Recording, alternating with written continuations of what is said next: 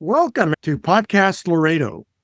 This is Antonio Alvarado, and I'm here with my co host, Fernando Montemayor, and we are the podcasters. We started doing our episodes this year, and today is our fourth episode, and we have a very distinguished special guest who will be introduced momentarily. But before we do that, I do want to tell you that Podcast Laredo is dedicated to this proposition, which you can read on the screen, and that we're very proud of. It is about featuring trailblazers that are connected to Laredo. And I can think of no better person than Dr. Vida. And I'll ask Fernando if you can introduce her. I can call you Rosa Maria because I know you as Rosa Maria. Welcome to Podcast Laredo. We're so happy to have you with us today. We're looking forward to hearing your story. So let's start at the beginning. What was it like growing up in Laredo? And what are some of your earliest memories of family and how that defined your values? Well, first, I think I would be remiss if I don't begin by thanking both you and Tony for this wonderful opportunity. It is an honor for me to be able to join you and to share some of my thoughts. You know, I'm going to use a catchphrase that many of us use, those of us that are from our era, and that is that we lived a much simpler life when I was young. I came from a large family. I have one brother and 6 sisters. We're 8. And we were raised by parents who were very much committed to values of education. We were very fortunate. Of all the 8 of us, we all have higher ed degrees, and we were all very well educated thanks to my parents. They had a commitment. I think my mother more than my dad, but my mother's legacy in her family was of Catholic education, and so all of us went to Catholic schooling, which was phenomenal. At that time, we just took it for granted. It was just what it was. But we lived a simple life, going to the ranch on the weekends to visit with my grandparents, my father being from Zapata. My grandparents' ranch is 3 miles north of Zapata. And so we would spend our Sunday afternoons going out there and spending the afternoon with them and horseback riding and doing the simple things that brought us so much joy.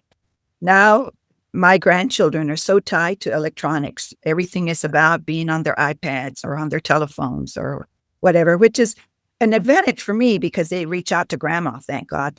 And we were able to communicate that way. But much simpler life, good, solid values. Luckily for me, they were tied to education. And so very early in life, I knew what I was going to do. Well, thank you very much, Dr. Vida. And can I also call you Rosa Maria? Absolutely. It's a common thread that we hear in Podcast Laredo, and that is family and faith are 2 of the strongest anchors that seem to bring us to a focus on how to serve and improve ourselves and the communities. In that respect, I'm going to ask you a question that goes to the heart of your professional career as an educator, as a university leader, as a role model, as someone who is published, an academic researcher. And that is, you have actually been in the administration of the educational ecosystem, and you bring to bear perhaps credentials and expertise that no one else comparable to you can possibly share. And that is the Catholic educational system and the secular or public educational system, because you've been a leader in both.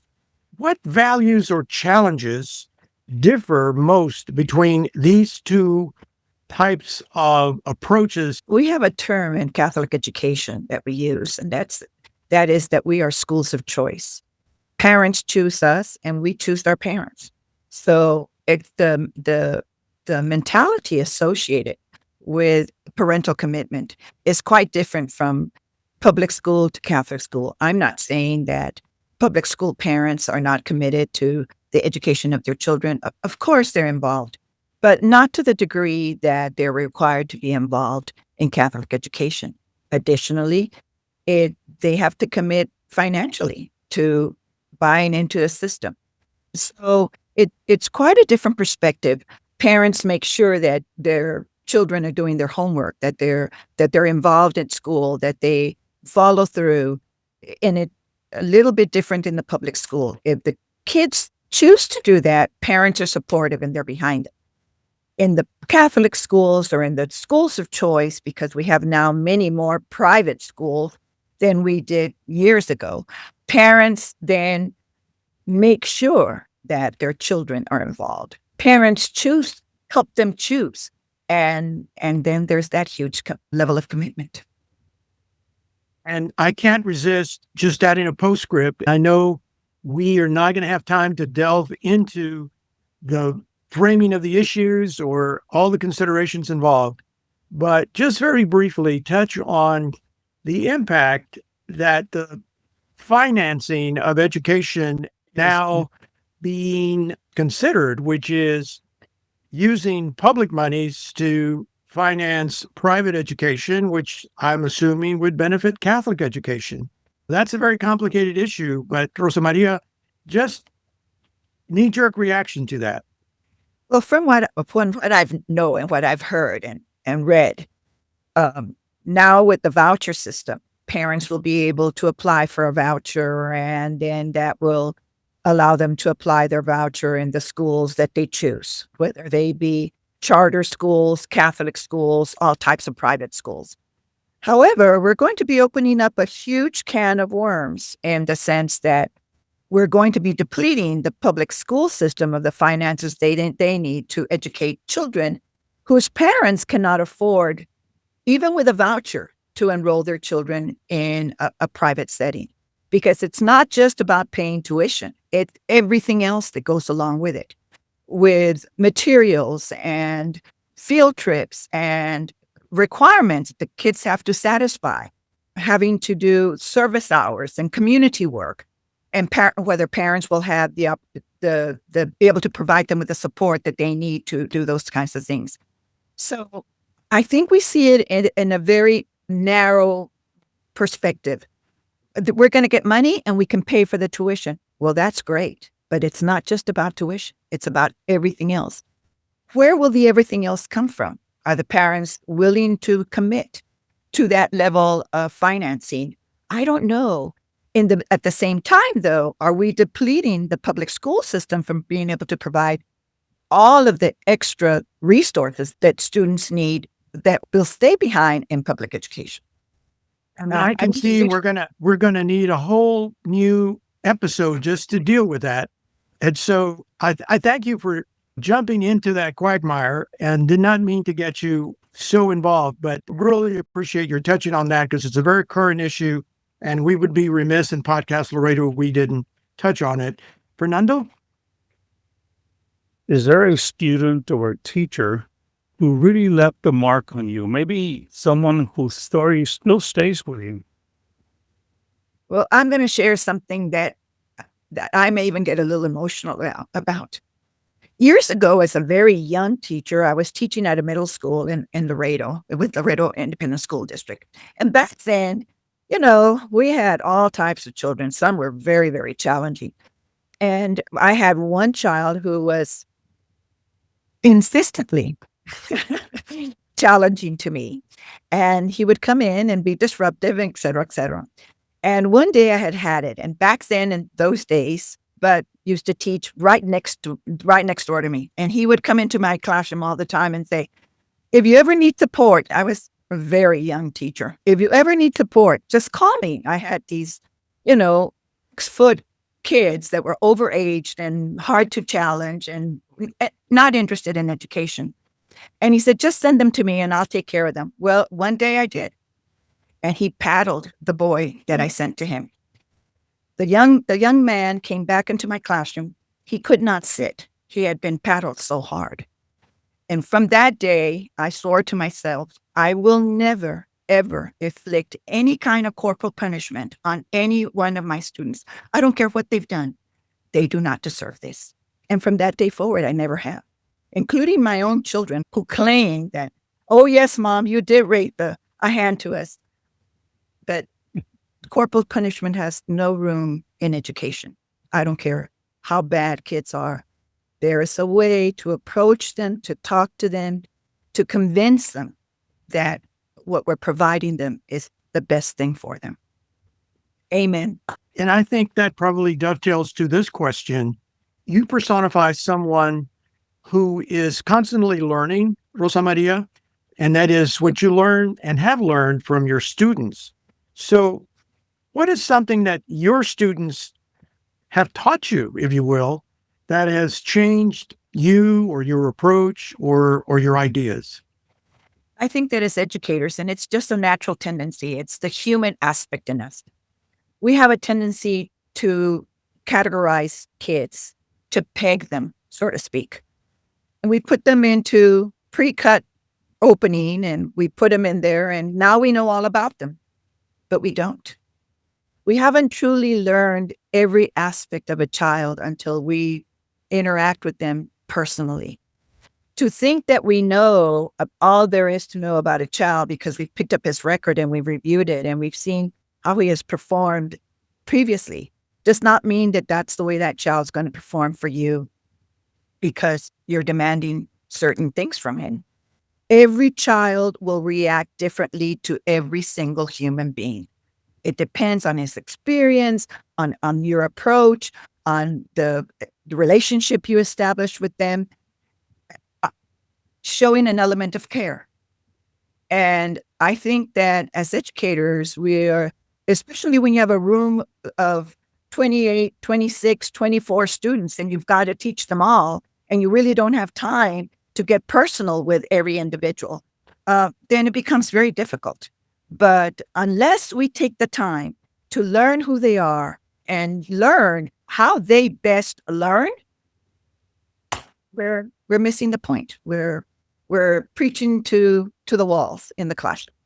Certainly, we're not reaching students. And then students walk away and you ask them, what did you learn? Not very much.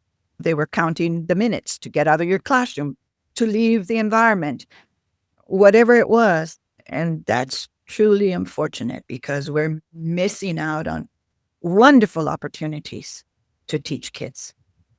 I think that obviously it has had an impact on your teaching. How has it impacted your leadership and leading others to the goals that you establish, that you feel are worthy? How have students enabled you to refine your leadership skills? One of the things that I try to impact my students with, especially my graduate students, the students that I was preparing to be supervisors of teachers or were going to be administrators, and I told them, take 5 minutes of every day, start your day in a classroom, get to know your teachers and get to know the students. The best decisions that you'll make will be based on the information you gather from being in the classroom. High visibility, that's extremely important to me. And you can ask anybody who's ever been associated with me that I'm everywhere at all times because people need to see me and know who I am and know what I stand for. And I hope that my students walked away with that message, that it's important for people to get to know you. And once they get to know you, they know your philosophy, they know what you expect from them, and you become not necessarily their friend, but they know that they can reach out to you because you care. You care about them. You care about their children. You care about the system. You care, you care, you care. It's important that you care. And I think you defined that for other professions as well. Fernando has been a business executive, a business owner, and he walked the Sam Walton walk. He was always in the stores. He was among the workers and the salespeople, and not just at the sales conferences. Fernando, I'll let you ask the next question. If you had a magic wand and could implement one policy or one program in Texas schools with no red tape and no politics, what would it be and why? The food program, the supplemental food program. You know, we can't teach if our kids are hungry. And if they arrive at school hungry and we haven't fed the physical body, then they're not prepared to learn. I don't know when we're going to get that message. We keep cutting the food programs for our students. They're so vital. Not everybody has a meal at home. Not everybody had dinner the night before. They come to school hungry. And we want to teach them? Well, let's back up. Let's feed them first. Let's make sure that their tummies are full. And then, besides falling asleep, they might be ready to learn. And we'll be ready to teach them. But I think it's a travesty for us to cut the food supplemental programs. I don't even want to go there because it upsets me.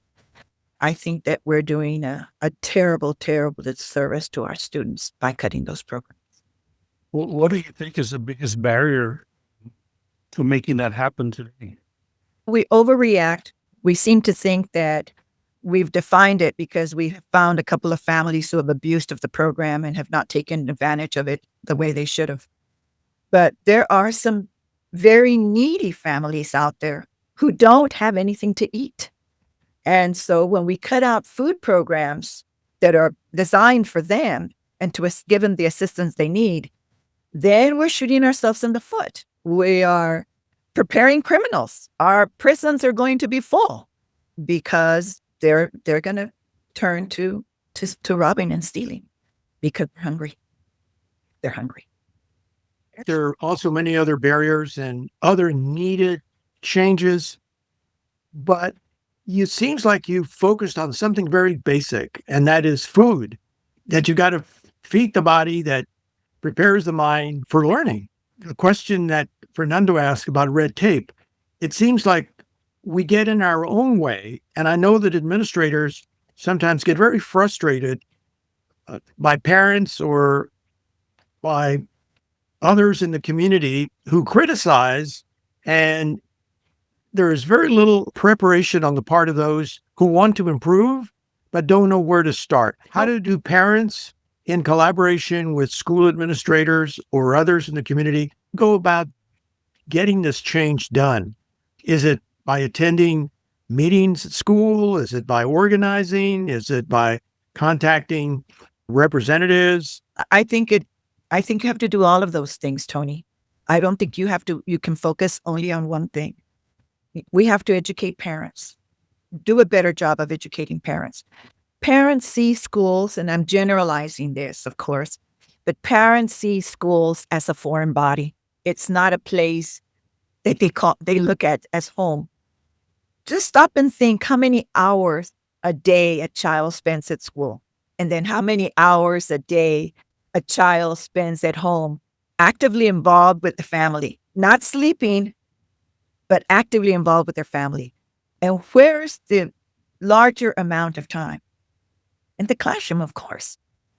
So how do we make parents feel like the school is part of their environment, that they contribute to it, that they can come there, that they're welcome there, that they have a voice there? How do we get that message to them?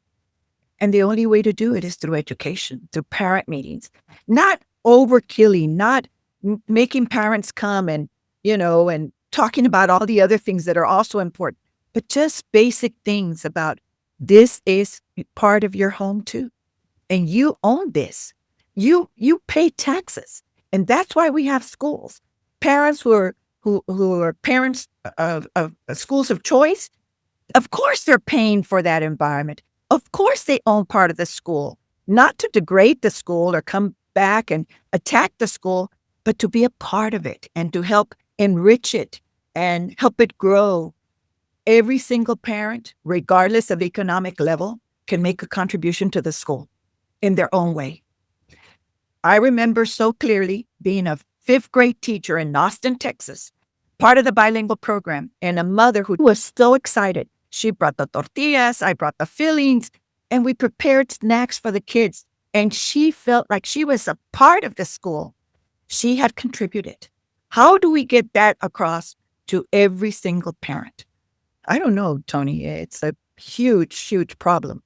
But everyone has to own in. The legislature, the parents themselves, the school system, the administrators. It can't be us and them. It's got to be all of us working for the benefit of the child. It's very obvious, Rosa Maria, that your passion and your expertise combine with the experience that you have learned from to give us so much insight into very, very difficult issues. Rosa Maria, we get to that cute part of the podcast. We've been on much heavier topics that are difficult to tackle for obvious reasons. But now we can look back at all the time that has been devoted to various endeavors. One of the questions that Fernando and I have asked in different ways is advice that you have received over the years that has helped you. But in this case, we're going to turn it around a little more and make it a little more difficult, because we're going to ask you, what advice could you give yourself, and not yourself right now, but your younger self? What advice would you give yourself back in the day, so to speak? Well, Tony, I don't know about advice, but I can tell you this. I knew I wanted to be a school teacher since I was knee-high to a grasshopper. That's an old saying. I just knew all along I wanted to be a teacher.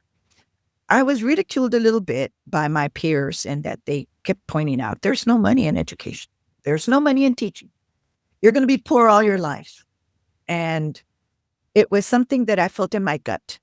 I think that an exposure to education by my aunt, who was a elementary school teacher back in the day, and helping her during the summers, helping her sort her materials and her activities and looking through the activities and getting excited about them. It was an excitement that not everybody shares. I've always had a passion for education. I will go to my grave with that passion.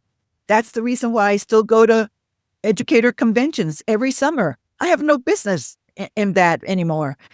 Yet I go because I'm on this learning curve and I want to continue to promote education and promote learning for children. It's what I'm about. It's who I am. That's me. I'm a teacher.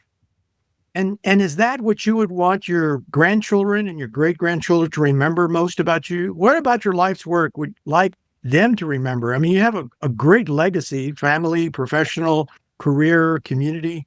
Is that how we encapsulate this particular topic? Imagine however we digitize it, however it's captured, that 50 years from now, we project into the future and somebody says, well, what was grandma, what was great-great-grandma thinking about? And they listen to you today. Is that the same message you want to give them? That's the life work, that no matter how much technology changes, no matter how much AI becomes a factor in our lives, that this is the real stuff. This is what we need to remember. Dr. Rosa Maria Vida, this is what your life was about. That's what you are about. I was a teacher. I am a teacher. I will always be a teacher.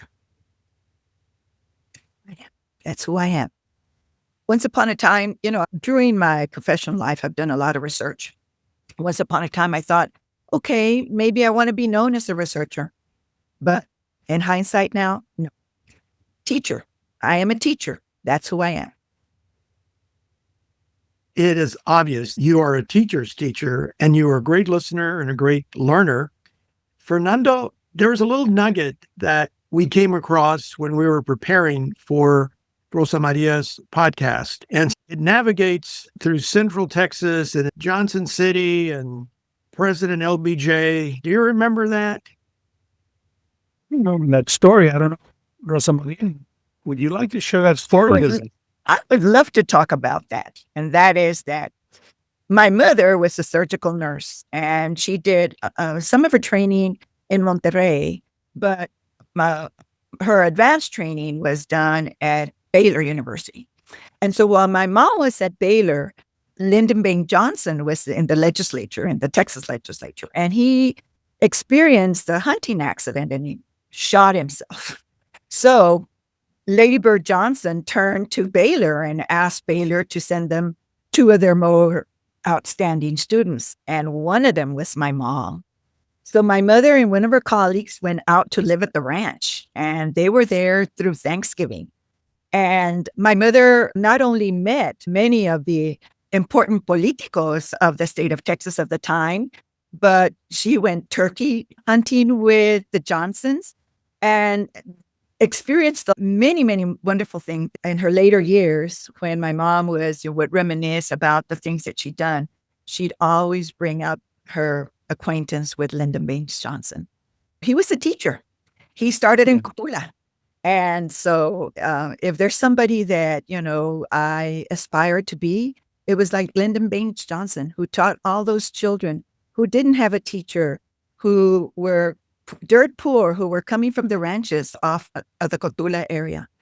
And I would like to say, hopefully, I'm a little bit like Lyndon Baines Johnson, because Mom had this association with him.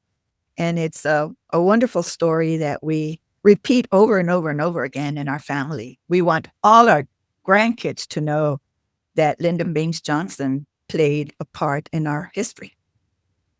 It's wonderful. It's a great story, and I'm glad we did have time to repeat it again. I think our audience is going to really enjoy that.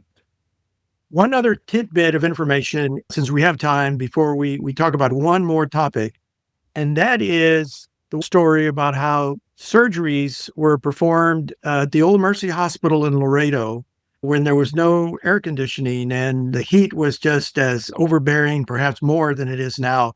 You want to share that with us? Oh, absolutely. My mother, of course, being a surgical nurse, they would perform surgery back to back all night long. They would just line them up. But back then, because of the oil boom, Oilton, Texas, they would have many accidents associated with the oil industry. And so they would bring in those poor guys who were burned, most of them. And as you mentioned, Tony, there was no air conditioning. So they would have to have surgery during the cool of the night, even though they had water coolers. But anyway, as soon as it got a little cooler in the evening, they would start surgery, and they would, have surgery one after another.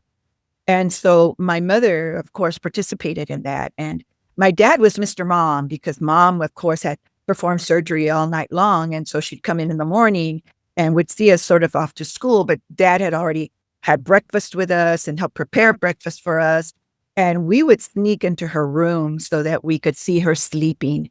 But Dad was very prominent in our lives in that he not only prepared meals for us, took us to school, and he was the manager of the Mercury Lincoln dealership in Laredo. So he had flex time. And so he would pick us up from school, bring us home. We had a snack, and then we had a housekeeper. And so she knew what she was going to prepare for us for dinner. But then Daddy would come in, make sure that we took baths and did our homework and got to bed, et cetera, et cetera. And Mom was just beginning her day. We getting ready for bed, and Mom was getting ready to go to perform surgery. So it was a very interesting life as youngsters. And but my daddy played a very important role in our lives. And so we consider ourselves people of the land. I love gardening, and I think Daddy had a great deal to do with that, because he came from a ranching, farming family in Zapata. So Yeah, just a postscript, we have some slides and PowerPoints. Do you have any relationship to those flowers that appear on those PowerPoints? they're mine. They're my babies. They came from my yard. Right now it's the canicula. It's not a time for flowers.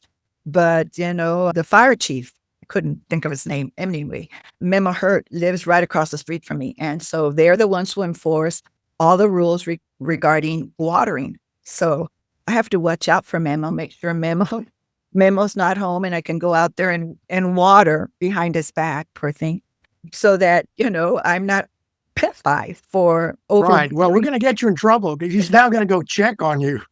And we'll see. But we do have an opportunity, Fernando, to really capture one of the crowning achievements in Rosa Maria's life. And shall we go ahead and delve into that in the last couple of minutes that we have? I think we should, Tony. About a year ago or so, you got elected to a very important position.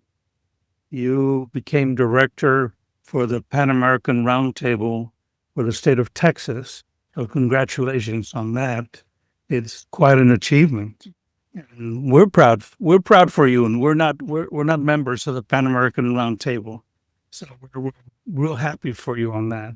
Can you share something about the Roundtable for many of us that are not familiar? We've heard of it, but we really don't know what they do.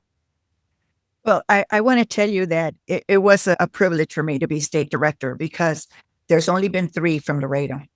One was in the 40s, Gloria Zuniga in the 80s, and me now. So it's been over 40 years since we've had the last state director come from Laredo. So it really was our turn. Pan American Roundtable is a wonderful organization that I truly, truly love. Why? Well, because we promote understanding, friendship, and knowledge between the women of the Americas. We call it the Americas, but it really is the Western Hemisphere. It includes Canada. And we have chapters that we call tables. And those tables then have women members. And our goal is to promote the friendship among all of these women, to understand the different cultures of the Americas. And for us, it's simple because we're bilingual. We know Spanish, but the different dialects among the countries of the Americas. And we started out through a need. During the Mexican Revolution, women and children were coming into the United States, seeking a place that was safe for them, seeking a better life for their children. And there was nothing here for them. There wasn't a helping hand. Some of the churches tried to do the best they could, but in Laredo, our own home, we put these women and children into the county jail because we had no place for them. Our foundress, Florence Terry Griswold, who was born in Eagle Pass, Texas, Maverick County at the time, created this organization as a help for those women and children. She called upon her friends in San Antonio, Texas, and they opened their home and they accepted the women and the children and provided for them. Nowadays, it's very different, but again, there is a need. Thousands of women are crossing the border with their children looking for safety, looking for a place to come. And so we need to promote the understanding that they're not all villains, that some of them are just looking for a better life for their children. And so I hope that my motto, the one I selected for my biennium, Women and Children, a Gift to the World, encompasses what we need to be doing. They are a gift, and we need to see them as a gift. And we need to open our hearts, our homes, our wallets to help these women in some way possible. We have a lot. They have nothing. We need to help them. You have inspired us. You have motivated us with your passion, with your commitment, and hope that you as a role model can continue to motivate others to follow in your footsteps. Yeah, we thank you so much for sharing your story and your insights with us. We're very grateful. Thank you. Well, I am humbled. I am humbled that I was asked. I am humbled that you think that my story is worth telling. Thank you so very, very much. I think that my own children are going to be surprised. But thank you. Thank you very much. With that, we conclude episode 4 of Podcast Laredo. We look forward to continuing future conversations with other trailblazers, just like Dr. Rosa Maria Vida. We are now signing off. We hope to see you soon. Take care.